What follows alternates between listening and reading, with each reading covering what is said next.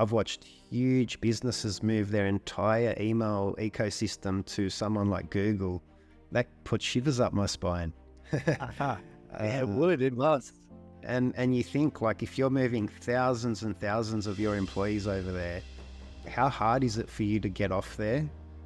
How hard is it for you to get your information off there?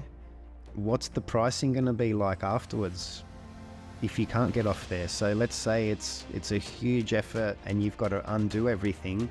There's cost involved, there's training involved. Google might not let you that easily. Yeah. So That's a good example of paying the price at the start instead of a bigger one at the end. yeah, Paying the price of building your own infrastructure.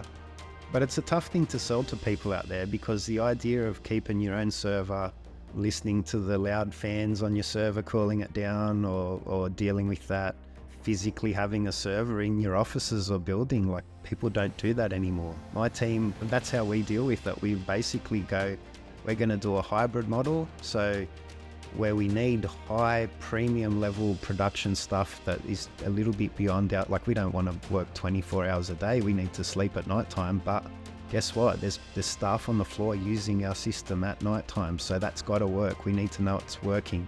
So for that type of stuff, for sure, we outsource it and we use the top level stuff, and that makes sense to centralize and use that power and use those services. But for anything that doesn't require that type of availability, then yeah, we go the extra mile. We keep our own servers. It's extra work, it's extra study. There are times where we got to deal with stuff we wouldn't have to if we just put it all on the cloud, but it keeps us skilled, it keeps us in the game, and it keeps us with the ability that, just say things went dark, guess what? We've got a copy of everything down in home base.